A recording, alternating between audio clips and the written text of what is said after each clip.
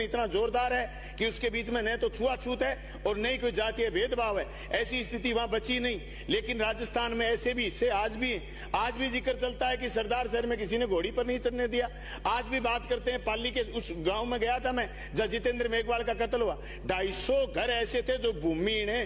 पाली जिले में बहुत सारी जमीनें ऐसी पड़ी जो जमीन आज भी सिवाय चक पड़ी।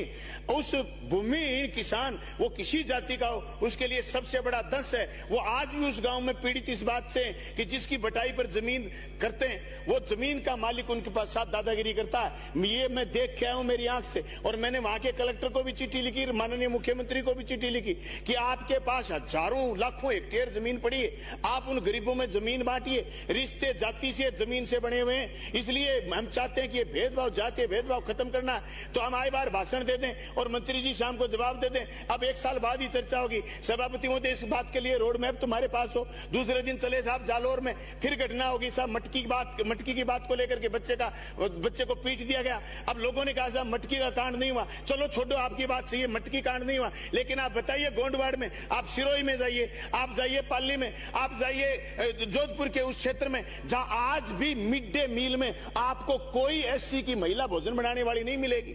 सभापति महोदय आपको मटकी की कहां प्रमाण की जरूरत है? आज भी स्कूलों में बैठ के अलग अलग हैं, आज भी टीचरों की अलग अलग टूंटियां लगी हुई हैं। आप एक स्कूल में उस गांव की बात मत करिए, आप पूरे क्षेत्र में घूम के आइए। मैं सन 2001 में जोधपुर के गांव में गया था जब एसएफआई का प्रशिक्षण शिविर था। इतना भयंकर जातिवाद था वो। आज भी 2023 में अगर ये स्थिति कायम है तो इससे बुरी बात कुछ नहीं हो सकती।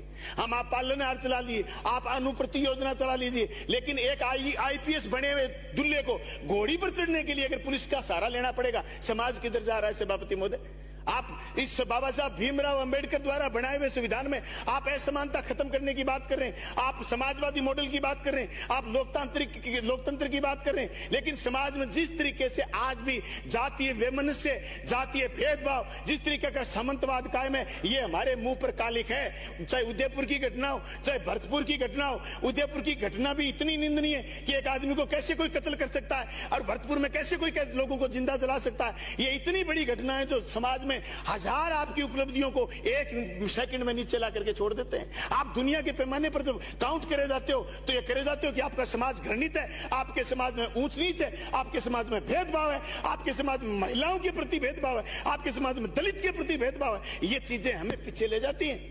जब अब दुनिया के डेस्क पर आए, हम कहते हैं हम दुनिया के महान गुरु बनेंगे, दुनिया के विश्व गुरु बन जाएंगे। लेकिन आज जो स्थिति बनी हुई, इस स्थिति में हम विश्व गुरु बनने तो दूर की बात, हम तो हमारे पुरखों के वो नारे पे जुटला रहे हैं, वसुधैव कुटुंबकम की बात करते थे, हम तो उन नारों को पीछे छोड़ रहे हैं। सभापति महोदय मैं आपके सामने बात रखना चाहता हूं कि इतना डरा हुआ सहमा हुआ समाज कैसे हो सकता है? आप इतने सहमे हुए एससी के लोगों, अभी आप सदन में देख लीजिए आज जिस मुद्दे पर डिबेट है, ये तो राज्यसभा पर साथ रख लिया आपने। नहीं तो मेरे तो ये पांचवी बजट सत्र चल रहा है, जिस दिन इस मुद्दे पर डिबेट होती है तो हमारे बहुत सारे लोग गायब हो जाते हैं, इसलिए कि आज भी हमें लगाव नहीं इस बात का। ये हमारी आत्म आलोचना है सभापति महोदय, किसी को एक दल को दूसरे दल को नीचे दिखाने की बात नहीं। आप विराजने संविधान के द्वारा प्रदत्त अधिकारों, नहीं तो आपको भी यहां कोई नहीं विराजने देता। अगर राजाओं का राज होता तो आप यहां नहीं होते, हम यहां नहीं होते। लेकिन इसको तेजी से बराबरी पर लाने के लिए रोड मैप तैयार करना होगा। आप योजना 1000 करोड़ लगा दीजिए। आपने आज तक टीएसपी क्षेत्र में काम करा है, इतने रुपए अगर आप नगद दे देते तो वो लोग चांदी के हो जाते। लेकिन कहां है?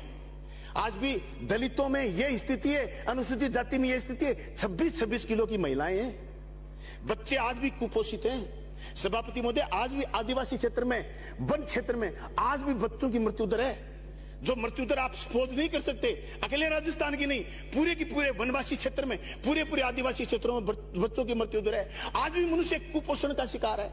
हम कह रहे हैं कि हम निरोगी राजस्थान का सपना ला रखा है, हमने ये कह रखा है कि हम राजस्थान को निरोग कर देंगे। लेकिन निरोग के साथ साथ हम राजस्थान में समानता जब तक नहीं लाएंगे तो सभापति महोदय मैं मेरी बात दोहराना चाहूंगा, एक गाड़ी में 4 टायर हैं, एक टायर की हवा कम हो जाएगी, गाड़ी खींचने लग जाएगी, और 2 टायरों में हवा कम हो जाएगी, गाड़ी एक्सीडेंट कर देगी, आपके जीवन को खत्म कर देगी। ये स्थिति आज भी समाज में असमानता का भेद है। इस असमानता के भेद को पाटने के काम के लिए आया था आरक्षण, और उस आरक्षण की मुखालफत करते हैं लोग। मैं कहता हूं समाज में अगर बराबरी चाहती है तो आरक्षण को फिर आगे करिए। आप अभी आप देख रहे हैं तो देश में हो क्या रहा है, आईएएस सीधे भर्ती हो रहे हैं सभापति महोदय। जो जो जो जिस आरक्षण का बेर, मीठा बेर आपने तोड़ के खाया था, वो आपके बच्चों के हाथ से छीना जा रहा है। सीधे आईएएस भर्ती हो रहे हैं जो आपके और हमारे और संविधान के लिए खतरा है। सभापति महोदय, ये बातें राजनीतिक विरोध की नहीं है, ये हकीकत है। क्या क्या मतलब रह जाएगा? आप सरकारी नौकरी नहीं निकालेंगे, प्राइवेट नौकरियां निकालेंगे, आरक्षण उसमें बचा ही नहीं। अरे अखबारों में बड़े बड़े लेख लिखते हैं, व्हाट्सएप यूनिवर्सिटी पर सारे दिन लोग ये कहते हैं कि देखो आरक्षण वाले लोगों ने क्या कर दिया। सभापति महोदय, जिन आरक्षण के लोगों को भी बराबरी का दर्जा मिला और मौका मिला, उन लोगों ने भी अच्छा करने का प्रयास करा है। इसलिए हम चाहते हैं कि सामाजिक न्याय की बात हो, भेदभाव खत्म हो।